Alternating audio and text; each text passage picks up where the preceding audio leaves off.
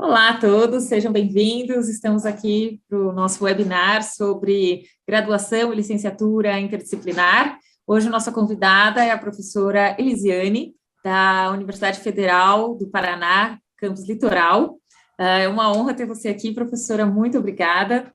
A professora Elisiane, ela é graduada em letras, doutora em educação. Foi professora da licenciatura em Linguagem e Comunicação da UFR Setor Litoral, com ênfase em metodologia da alfabetização e estágio supervisionado, e atualmente é diretora da UFR Setor Litoral. Então, eu estou aqui também com a nossa colega Cláudia, que integra também o grupo de trabalho coordenado pelo professor Menezes, dentro da cátedra Alfredo Bozzi, dentro do Instituto de Estudos Avançados da USP. Então, muito obrigada, professora, seja bem-vinda. Bom dia. Eu quero agradecer muito vocês por estar aqui, Cláudia, Tati, e muita honra para a nossa conversa aqui hoje, que sei que vai ser muito rica, com muitas trocas. Obrigada, Elisiane. Então, bom dia a todos e todas, um prazer estar aqui, agradecemos muito a sua presença, e a gente vai conversar, então, um pouquinho sobre os cursos interdisciplinares, né, da UFPR Litoral. E a gente começa te perguntando, então, como que o projeto pedagógico desenvolvido para o curso interdisciplinar de licenciaturas em ciências, né, no caso, se relaciona com o projeto da instituição como um todo? Eu vou começar explicando o projeto político-pedagógico do setor litoral da UFPR, né? Então, nós temos 15 anos, já entrando nos 16, né? Aqui em Matinhos, que é um município do litoral do Paraná, e somos fruto das extensões das universidades, e então estamos há mais de 15 anos, ou há apenas 15 anos, né, no litoral do Paraná, atendendo os municípios do litoral, e com um projeto político-pedagógico bastante, eu poderia dizer, diferente da centenária UFPR, né? Então, como nós somos um setor que nasce numa conjuntura de extensões, e numa região que tradicionalmente, né, nunca se viu com a possibilidade de ter uma universidade, mais de 80% dos nossos estudantes são aqui da região do litoral, uma região turística com todos os problemas, né, que isso gera. O nosso projeto político-pedagógico do setor, ele nasce com características bastante inovadoras, né? Então, não só as licenciaturas, elas têm essa perspectiva trans, inter, multidisciplinar, mas o setor como um todo, né? No nosso currículo, o nosso projeto político-pedagógico, ele é constituído por 3 eixos: os fundamentos teórico-práticos, que a gente chama de FTPs, e aí temos muitas siglas, né? Então, os fundamentos teórico-práticos, os FTPs, as interações culturais e humanísticas, as IXes, e os projetos de aprendizagem. Especificamente voltados para a formação dentro dos cursos, são os fundamentos teórico-práticos, os FTPs. Esse primeiro espaço do PPP. E olha, agora eu vou começar a falar uma porção de siglas, né? Do projeto político-pedagógico. As IXes, que são as interações culturais humanísticas, elas têm um caráter transdisciplinar, porque é um espaço pedagógico onde os estudantes de todos os cursos se matriculam em temáticas diferentes, né? Então, e os projetos de aprendizagem, eles também acabam perpassando por diversos cursos, porque eles, desde a entrada dos estudantes aqui no setor, no seu curso, eles desenvolvem projetos de atuação territorial, nos seus territórios. Então, tem dois espaços, né, em que eu posso dizer que não só as licenciaturas conversam entre si nesse grande projeto do litoral, como também os PAs. Mas eu vou iniciar nossa conversa, né, pela possibilidade nas ISTs, que é esse espaço onde estudantes dos bacharelados, dos tecnólogos e das licenciaturas se encontram para discutir diferentes temáticas. Então, do ponto de vista do setor, a gente já tem esse trânsito, não é? De estudantes, docentes, problemáticas voltados e voltadas para o território aqui do litoral do Paraná. Do ponto de vista das licenciaturas, nós temos licenciatura em Ciências, Artes, Linguagem e Comunicação, Geografia e Educação Física, e uma licenciatura que é bastante importante também aqui para nós, que é a licenciatura em Educação do Campo, né, que tem toda uma outra dinâmica com itinerância e alternância. Então, uma luta nossa agora, né, que as licenciaturas, elas dentro dessa transversalidade do setor, elas também se constituam como um núcleo de discussão em torno de temáticas que estão aí bem pujantes, como, por exemplo, a BNCC, né, a reformulação dos cursos de pedagogia e licenciaturas, mas ainda, né, estamos construindo dentro desse nosso setor esse núcleo das licenciaturas com as suas especificidades. Então, quis primeiro, Cláudia, fazer essa voada geral no setor, para a gente ir entrando nas licenciaturas, porque diferente de outros setores da universidade, nós estamos, para além das licenciaturas com as suas discussões específicas, as licenciaturas nesse conjunto do projeto político-pedagógico do setor. Muito obrigada, professora. Eu já tive o prazer também de visitar algumas vezes a faculdade Campus Litoral, e uma das coisas que mais assim, me chama a atenção é a integração que vocês têm com o território. Se puder trazer um pouquinho, quais são essas instâncias de participação, né, tanto internas quanto externas, como que funciona a gestão participativa dentro da universidade? Trazer um pouquinho. Isso é uma luta diária, né? Porque mesmo quando a gente fala de que a universidade está no tripé pesquisa, ensino e extensão, parece que cada ponta do tripé está segurando separadamente o banquinho, né? E para nós a gente luta aqui por uma articulação entre pesquisa, ensino e extensão, uma refletindo na outra, como arcos, e não como tripé. Eu tenho essa imagem, né? Não como tripé, mas como arcos que se integram. Para além, né, da nossa atuação na pesquisa, no ensino e na extensão, que é totalmente voltada para o território do litoral, então a gente tem projetos de extensão com as comunidades quilombolas, com outras comunidades tradicionais, com os pescadores, com as farinheiras, com o turismo, né, de participação econômica, colaborativa.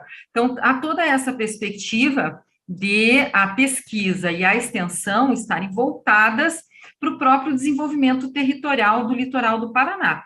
Isso não nos engessa e nem nos restringe ao litoral, né? Porque quando você discute, por exemplo, uma questão relacionada ao turismo social, isso impacta no turismo regional, não só do litoral, mas como a gente agora tem um projeto de extensão bem legal, que é do cicloturismo, que está integrado com as iniciativas do Estado nessa perspectiva de um turismo que respeite as pessoas, que respeite a natureza, né? Então, ele inicia com uma perspectiva do trabalho no litoral, mas a ideia sempre é que isso se espraie, né, para fora do litoral. Então, a gente procura, né, dentro desses arcos da pesquisa, ensino e extensão, elas estarem se refletindo dentro do setor e para fora dele, mas a gente tem um espaço do projeto de aprendizagem, que é um espaço curricular, como eu disse para vocês, FTPs, ISTs e PAs, que se articulam a esses grandes arcos, porque os estudantes é que tomam para si, e não os docentes, a pesquisa do lugar onde moram. Então, a gente pode dizer assim, que a pesquisa, né, articulada ao ensino e à extensão, ela é uma proposta que o docente faz um projeto de pesquisa e acolhe os estudantes nesse projeto. Nos projetos de aprendizagem, é o próprio estudante que, a partir da sua realidade vivida, né, porque ele está aqui no litoral, propõe intervenções no processo de ação, reflexão e ação, que vai sendo alimentado pelos próprios FTPs, os módulos voltados à sua formação específica, e ele busca um orientador, né? Então, a gente tem esses dois movimentos, a pesquisa e a extensão, que o professor, né, os docentes propõem, e, da mesma forma, no projeto de aprendizagem, um eixo do nosso projeto curricular, né, do nosso projeto pedagógico, que demanda a orientação dos professores. Eu diria, né, que o espaço, né, que mais talvez nos orgulhe, todos nos orgulham, mas assim, a nossa menina dos olhos do setor litoral é a extensão, justamente por conta desse vínculo bastante genuíno, intenso e verdadeiro mesmo, de estarmos não com as comunidades, mas nas comunidades, né? É diferente, né, você ir para a comunidade lá fazer o teu projeto, a tua pesquisa, e se engabinetar nele para produzir um artigo. E você estar com as comunidades, conhecer as pessoas, acompanhar aquela comunidade, porque a gente mora aqui e tem amor por esse território, nós docentes, técnicos, administrativos, e esse é um processo na extensão, onde a própria pesquisa, ela acaba, né, ganhando um outro valor, né, no sentido de que a pesquisa, ela retorna para a própria comunidade. Claro que aqui, né, vai bastante, isso não é o mundo das maravilhas, a gente tem bastante dificuldade, até pela extensão do território, a necessidade do transporte, né, e os cortes que todo mundo está sofrendo, mas o setor litoral procura, de fato, Tati, fazer com que a extensão ela alimente os movimentos de ensino e pesquisa e faça rodar, né, esses arcos aí da universidade. É muito linda essa integração com o território, assim, uma experiência muito rica, né, também para todos os envolvidos, né, os alunos, professores, a comunidade, tem essa articulação importante aí da extensão, da pesquisa e do ensino, né? Mas a gente imagina que vocês devem ter enfrentado alguns desafios práticos, assim, né, no cotidiano, mesmo, para a implementação desses cursos interdisciplinares. Você poderia comentar um pouquinho com a gente sobre esse tema? Assim, né, a gente fala bastante dos desejos, das vontades, mas elas sempre estão, isso tudo sempre está no plano do desafio, Cláudia, né? Vocês sabem, né, o quanto a gente nesse país precisa lutar pela educação, pela universidade, e esses tempos de pandemia mostraram isso mais ainda, né? A defesa que tivemos que fazer aí pela ciência, o desafio de estarmos remotos, né, com uma proposta totalmente vinculada à comunidade, uma comunidade carente, que não tem os acessos, né, à internet. Então, por exemplo, vou falar de uma questão própria da pandemia, né, a dificuldade que a gente teve na educação na licenciatura em educação do campo, não só, mas especialmente, de acesso aos estudantes à universidade nesse período, né. Primeiro, a UFPR providenciou um programa de atendimento estudantil ofertando os notebooks. Fizemos um grande mutirão aí para que os notebooks chegassem de barco, de caminhonete, né, como era possível. Depois, né, não adiantava só o notebook, mas o acesso. Então, como garantir o acesso? Não adianta só o pacote, se na comunidade você não tem o acesso da internet, enfim. Esse período de pandemia, ele acabou trazendo à tona dificuldades que nós já tínhamos, mas numa proporção diferente, né, do que tivemos que vivenciar. Uma das dificuldades que a gente tem, né, para além da pandemia, é o fato de que precisamos o tempo todo estar discutindo o nosso projeto político-pedagógico. E isso não é fácil, né? Numa universidade que demanda da gente também tantos protocolos e cumprimento de burocracias, né? Que nos tiram do fazer pedagógico. Então, agora, nesse lugar da direção que eu estou, eu vejo como é difícil a gente, nas reuniões, com coordenações, com assessores técnicos e técnicas, nos conselhos, no conselho universitário, garantir o espaço de discussão sobre a nossa natureza de sermos universidade pública e gratuita, e no nosso caso, no setor litoral, de não nos enxergarmos encapsulados nos nossos cursos, mas como um organismo, né, todo que está na comunidade e a seu serviço. Então, uma das dificuldades que eu quero compartilhar com vocês é um sistema que nos tira da discussão da concepção de educação, da nossa função social, e que nos joga para situações burocráticas e muitas vezes a gente fala bastante, né, do Lattes, cumprir a pontuação do Lattes, para poder ter acesso aos recursos. Isso nos desgasta bastante, né, e às vezes eu sinto que esse é um movimento, né, que já iniciou-se antes da pandemia, mas que se intensifica nele, diz nos jogando para um individualismo.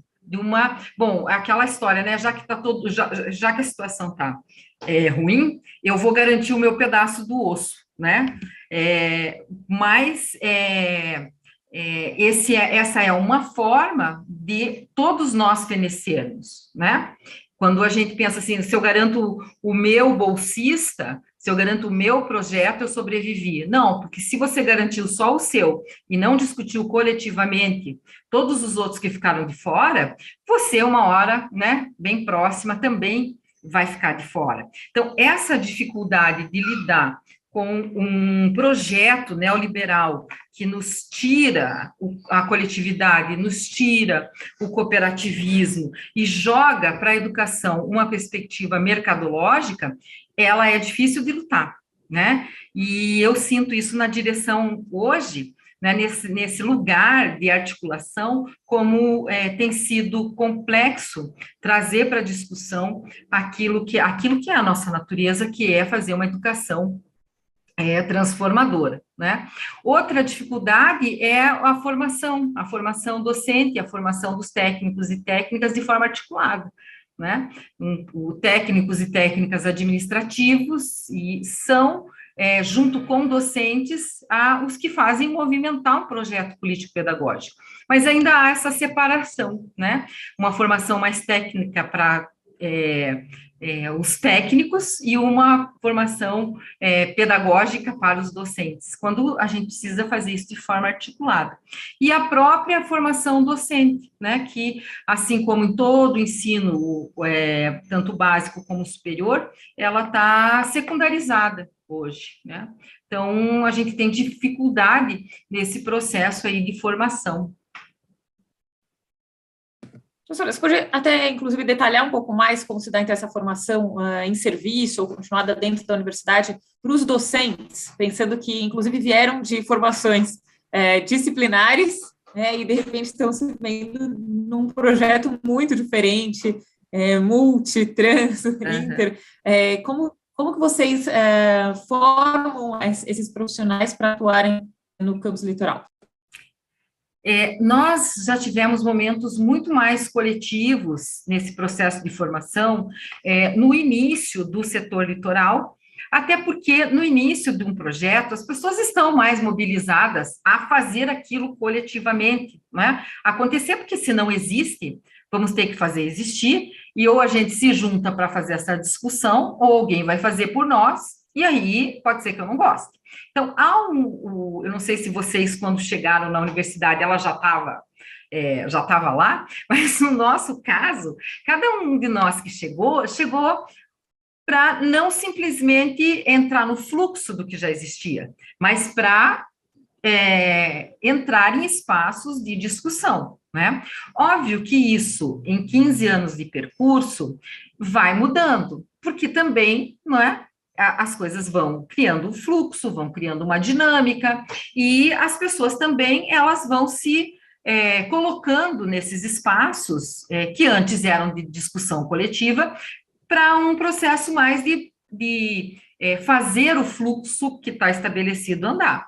Então, hoje, né, antes mesmo da pandemia, a gente, no setor litoral, vinha aí já numa luta para restabelecer os espaços coletivos, porque esse ataque, né, que a gente sofre externo para a meritocracia, para a individualização, o meu projeto se destacar em relação aos demais, isso impacta no setor, né? O fato de pouca verba, e aí cada um correr atrás dos seus, né, dos seus nichos de trabalho e tal. Então, isso impacta no setor também. Então, eu vejo que a gente teve duas situações. A primeira é essa, né, de que houve uma consolidação do projeto político-pedagógico nesse tempo, o que criou uma espécie de desmobilização, né, de participação dos espaços coletivos, e, ao mesmo tempo, esse ataque feroz contra a educação emancipadora, que é o que a gente está vivendo.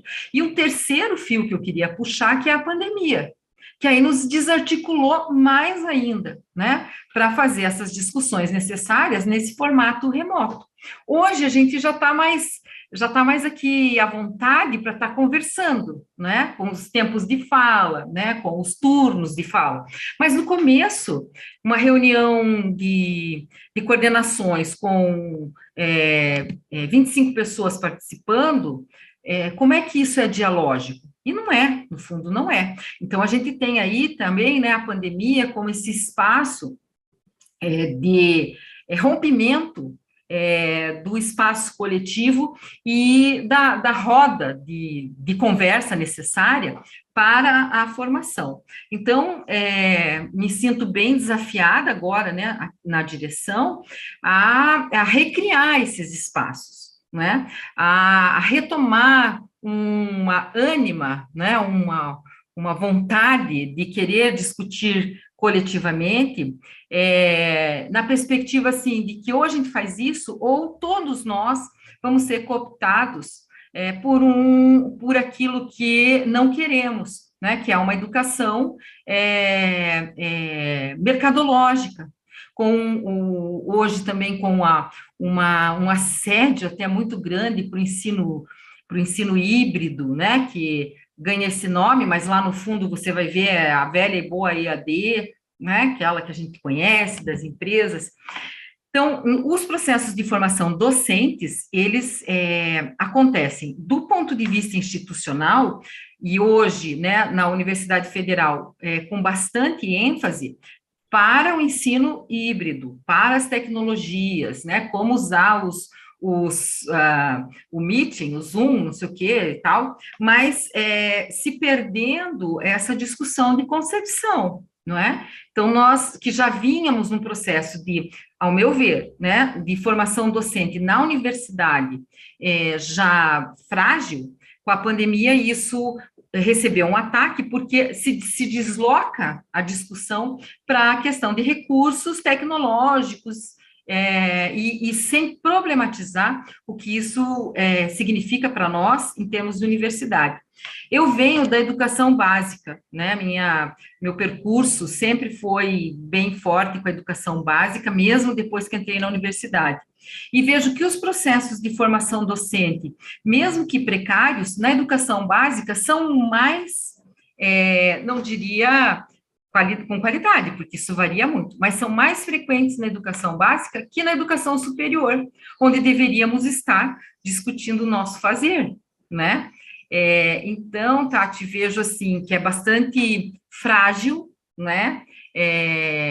O processo de formação docente de nós, universitários, e que há uma certa tendência que já havia, né? De, bom, já sou formado, já sou doutor, né? Já estou sabendo como é que faz, então vou fazer. E quando se propõe os espaços coletivos para a formação, isso nem sempre é bem recebido, né? E aí, com a pandemia, esse deslocamento da discussão agora para a questão tecnológica.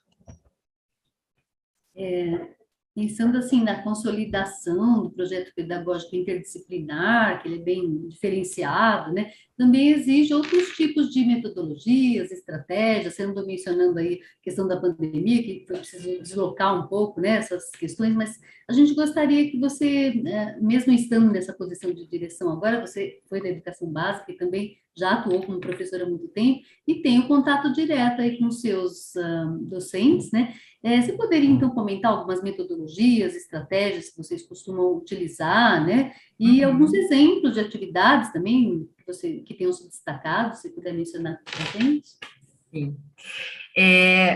Quando você entra nas nossas salas de aula aqui no setor, já é possível ver uma distribuição, uma organização das carteiras que foge, né, da educação bancária. Então, nossas carteiras, elas são organizadas em um U, né, para que todo mundo, numa espécie de roda, em que todo mundo possa se enxergar, e não só sair da escola conhecendo a nuca do colega, né?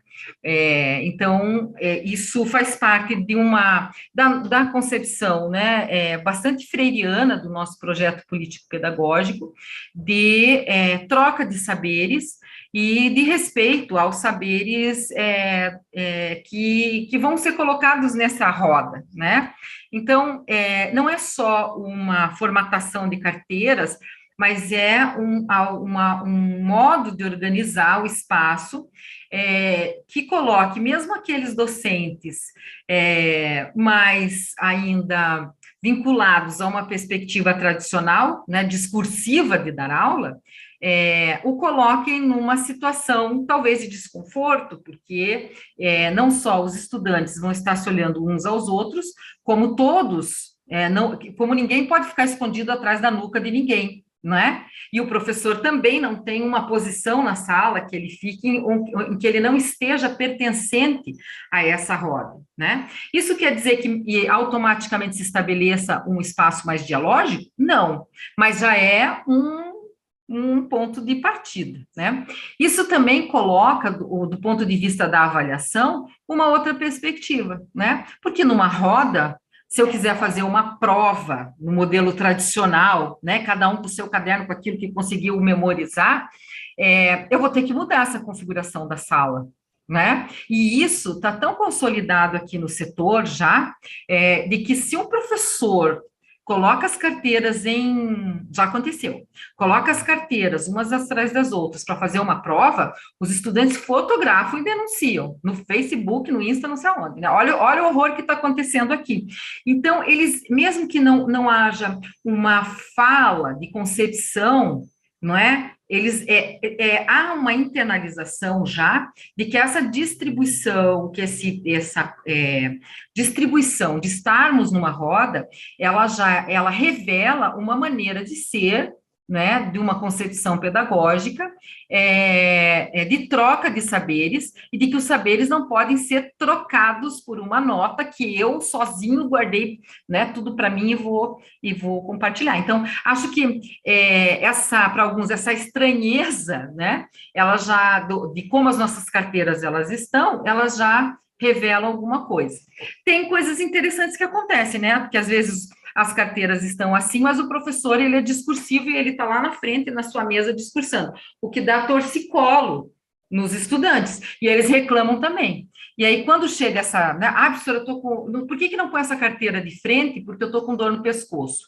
Eu, né, sempre dizia, e agora na direção digo também, o problema não são as carteiras, vocês têm que questionar como é que o seu professor está trabalhando, que as carteiras estão numa posição para que se estabeleça o diálogo. Se você está só virado ouvindo o professor, significa que tem alguma questão aí, né, não só de metodologia, mas de como se está entendendo o processo de construção do conhecimento. E ele sai com aquela dúvida, né, eu não poderia estar com torcicolo, né.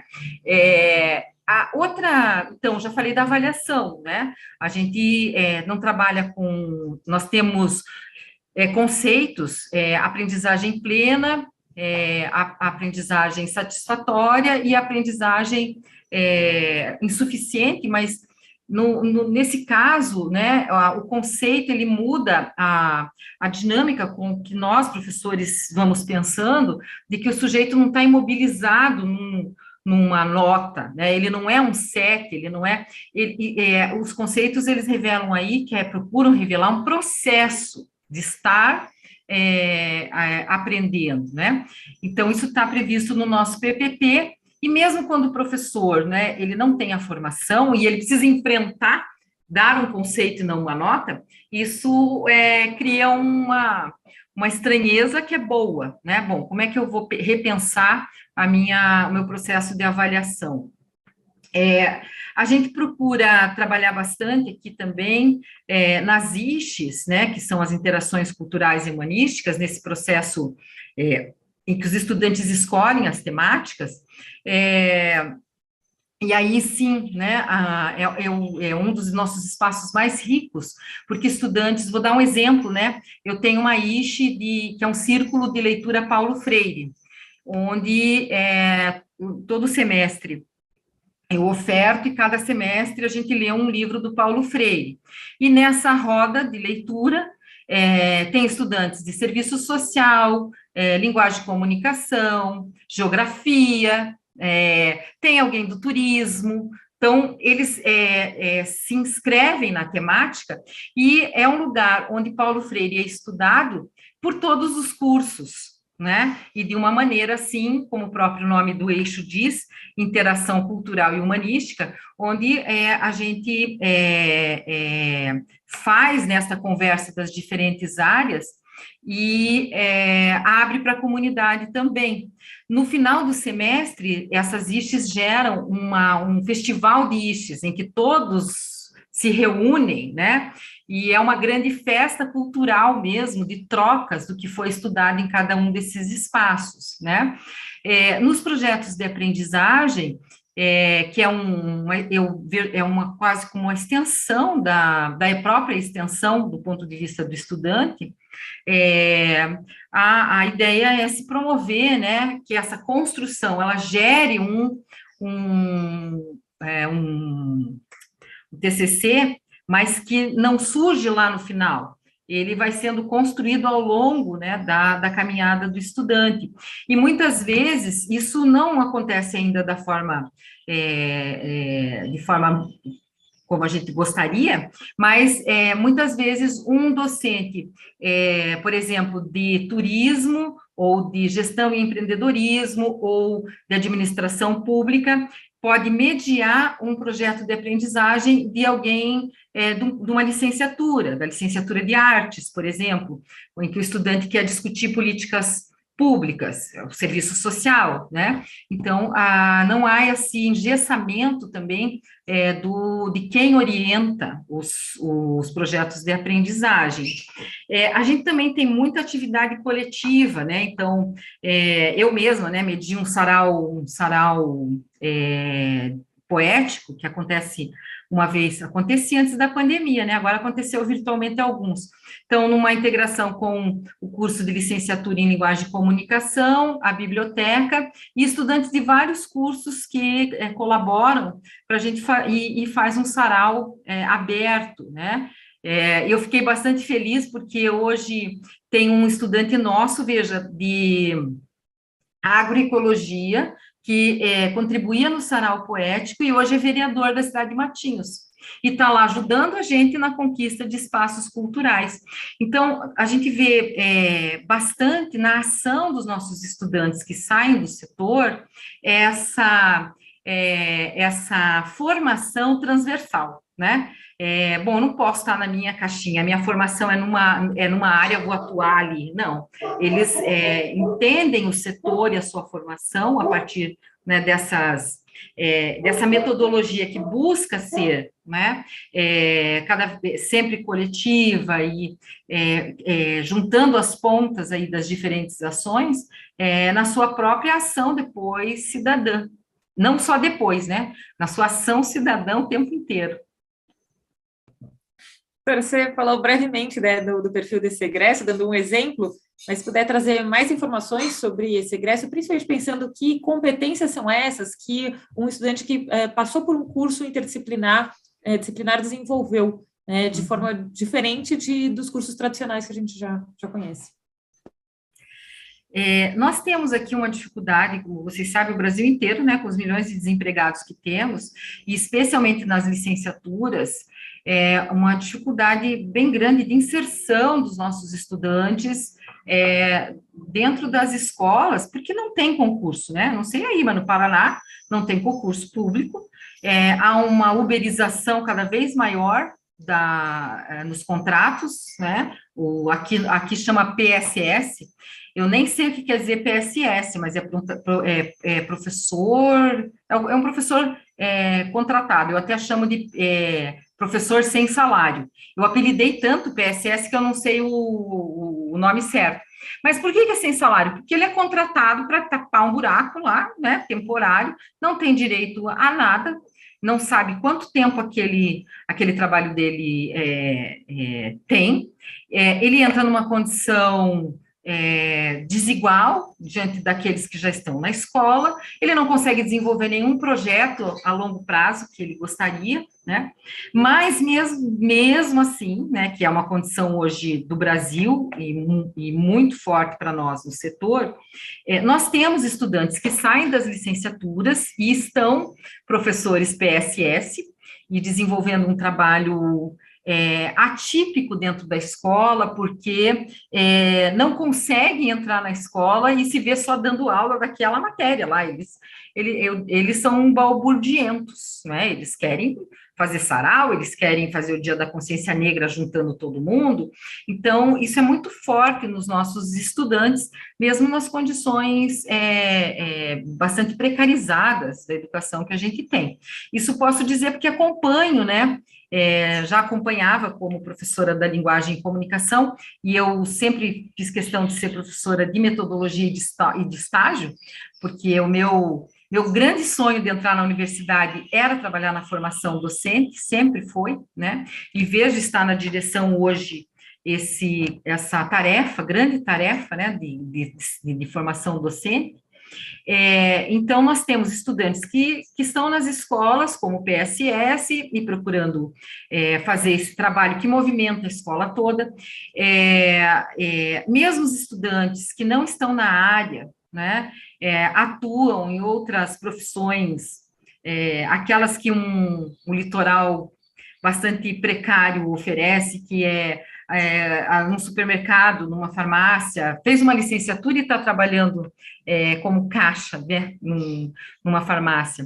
Mas nas atividades sempre são estudantes que buscam maior qualificação, então estão sempre pedindo para nós cursos de especialização, ou quando, por exemplo, eu ofertei um círculo Paulo Freire, num curso de 20 horas, e eu tinha egressos, tinha professores do município, então a gente percebe que a precariedade não tira deles esse compromisso com a sua própria formação e com o território, né? Mesmo que deslocados da função do trabalho para o qual se formaram.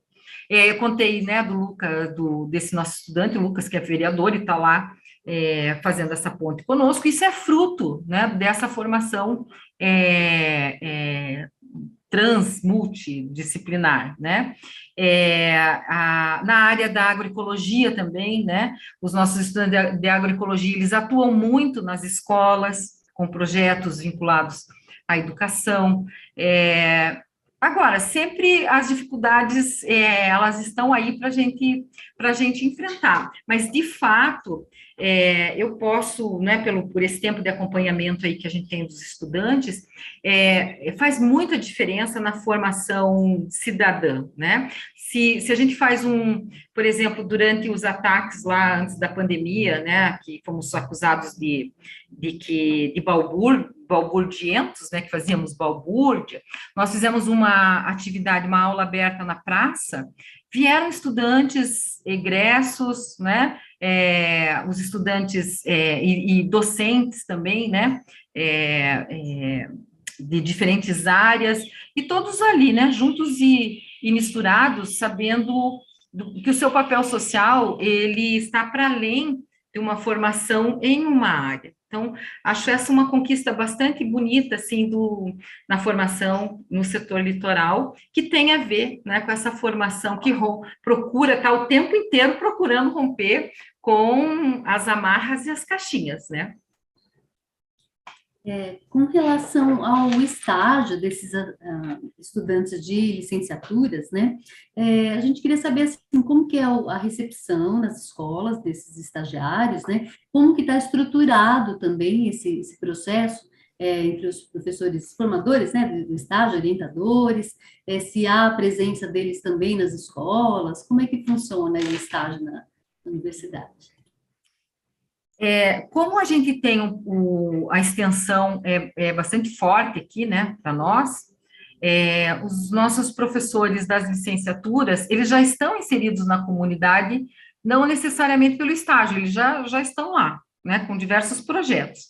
Então, quando o professor, ele se apresenta como orientador, supervisor, orientador de estágio, ele não é um ente exógeno, ele é alguém, né, que vai estar na escola numa outra função, que é...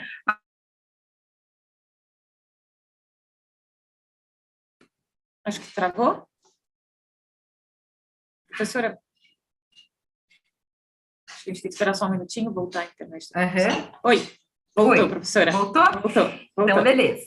Então, a maioria dos nossos professores que orientam estágio, eles já têm essa vinculação com a escola, com a comunidade, né? Todo mundo já conhece aquele professor, né? Então, isso é bastante positivo, né? Então, mesmo que ele não quisesse aparecer, ele já está lá, né? O pessoal vai estar numa outra função. Formalmente, o nosso estágio é igual a qualquer outro estágio, né, da licenciatura, com a carga horária fechada, com toda aquela documentação. A gente tem a COI, que é a Comissão de Orientação de Estágio, mas o que eu considero bem positivo, né, aqui no setor, é essa articulação entre a metodologia e a orientação de estágio. Nas nossas licenciaturas não tem um descolamento, assim, quem vai trabalhar metodologia e quem vai orientar estágio.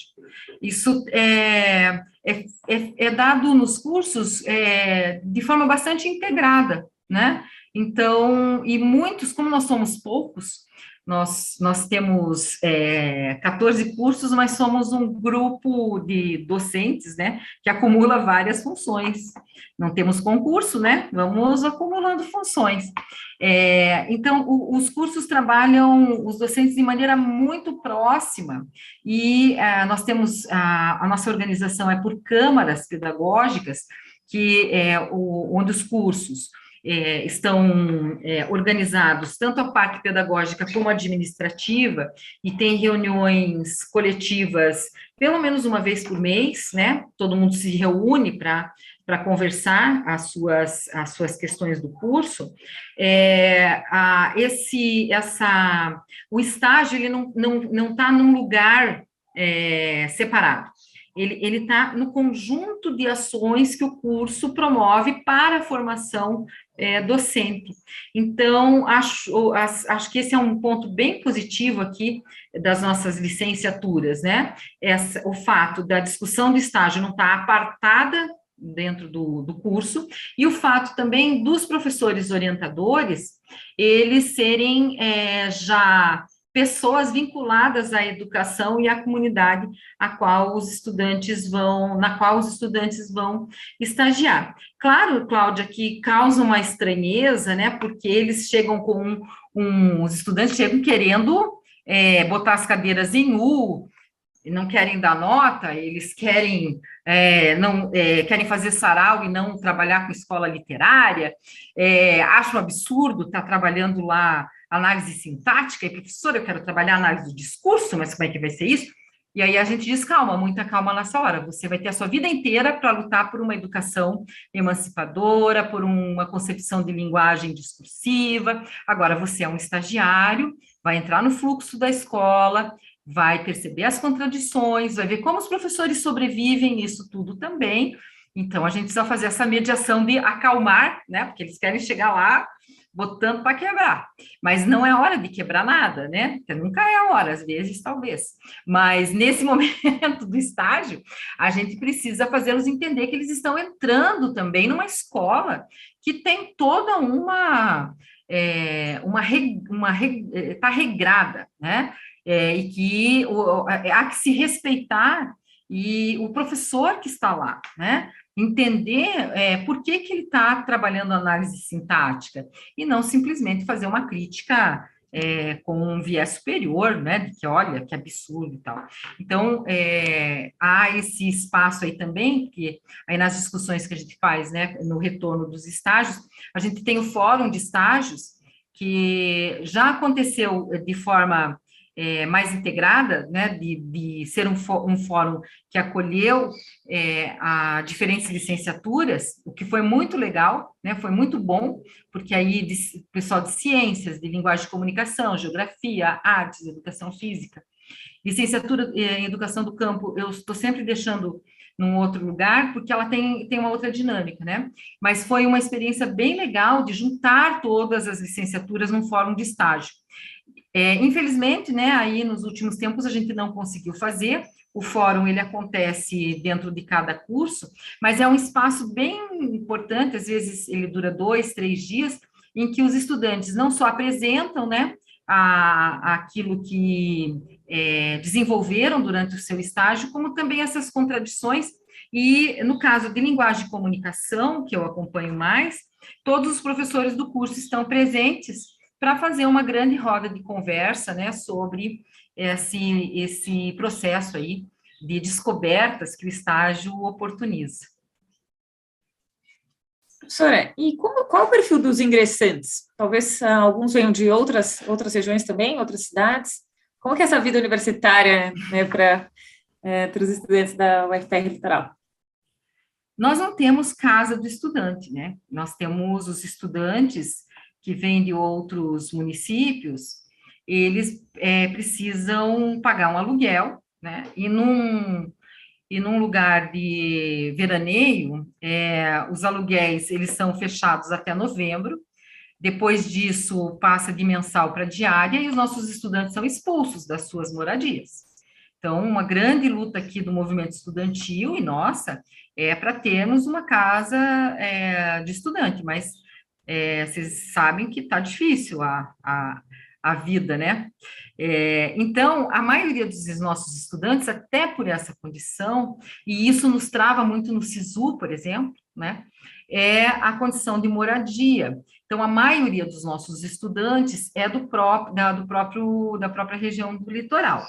A gente ainda tem mais estudantes dos balneários mais próximos de Matinhos, porque os que vêm de Paranaguá, Morretes, Antonina, que são Guaraqueçaba, que é o município mais distante, eles dependem de transporte, e o transporte são as vans, e eles pagam as vans, e não é barato, né? Nem sei quanto seria a van hoje com a gasolina no preço que está. Então, os nossos estudantes são a maioria da região, infelizmente, das regiões mais distantes, como Guaraqueçaba, temos ainda poucos estudantes, por essa condição de dependermos do transporte, né? Mas a maioria, como vem das próprias escolas do litoral, tem uma formação, que eu não diria que é típica do litoral, mas é uma formação bastante precarizada, né? Aí é dado o abandono que a educação tem passado no Brasil, né? Então, são estudantes de várias idades, isso é bem legal, né? No setor você tem dos 17 aos... O nosso estudante de 81, que se formou em linguagem de comunicação, então há uma... Nós também temos o curso de linguagem de comunicação, eu digo que é o curso mais inclusivo, porque nós temos uma estudante surda, indígena, a gente tem estudante autista, tem cadeirante, né? No curso de artes já tivemos estudante cega, então a gente tem eles vêm, né? Claro que a gente também tem bastante dificuldade nesse acolhimento, mas faz questão, né, de buscar as soluções para esse acolhimento. Então, nós temos estudantes eu não digo nem faixa etária, latifúndio etário, né? Você tem ali estudantes de todas as idades, a maioria, né, como é do próprio setor, é o primeiro da sua família a fazer uma universidade, né? Então, isso também fica muito forte nas formaturas. A evasão é algo com que a gente lida, porque são estudantes trabalhadores. Então, inclusive, a gente tem um calendário próprio para o setor que acolhe, né, o veraneio, a gente chama aí de um calendário caiçara, porque ele precisa respeitar o trabalho que acontece durante o verão. Então, enquanto a Universidade Federal como um todo está em férias, né, no período de dezembro até depois do Carnaval, os nossos estudantes estão trabalhando. Então, nós não temos aula, né, antes do Carnaval, porque se tivermos, isso vai implicar em maior evasão, né? Então, os nossos estudantes são, a maioria, trabalhadores, desse trabalho aí informal e muito vinculado com a temporada, isso nos coloca, né, numa condição de bastante cuidado com a evasão,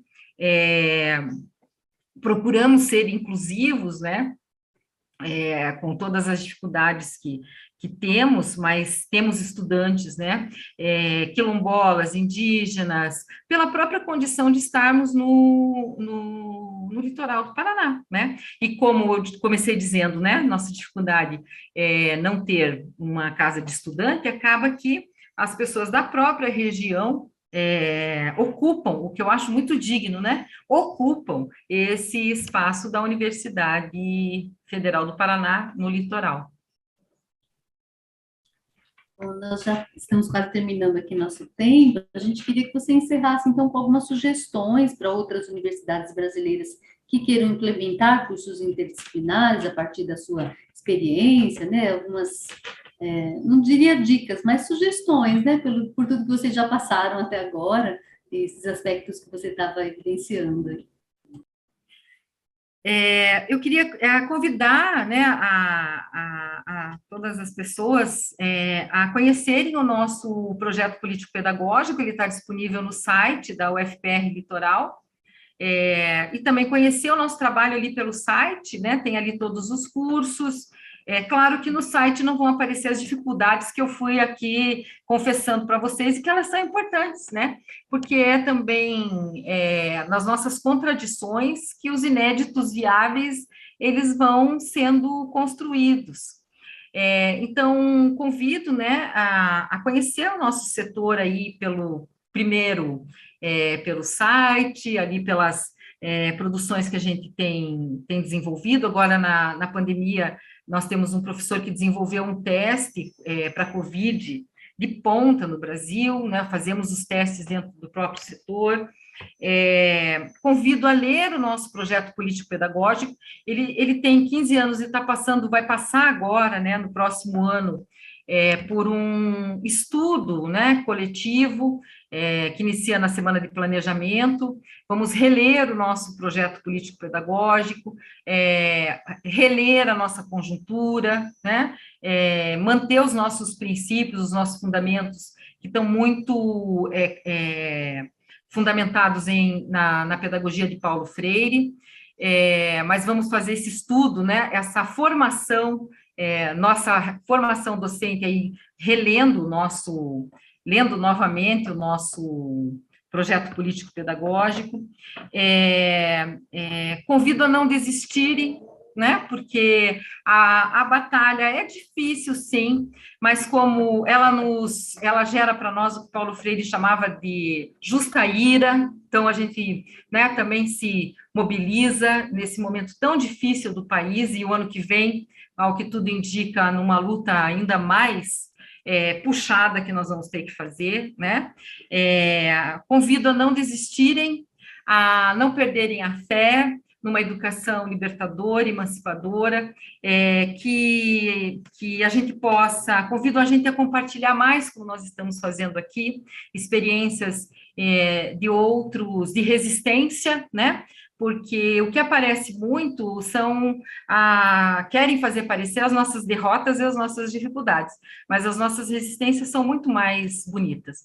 Então, que a gente possa ter outros momentos como esse aqui, de compartilhar as experiências, né, nas universidades, que estão firmes e fortes, lutando para que a educação ela seja, de fato, um lugar de justeza, de dignidade, de boniteza.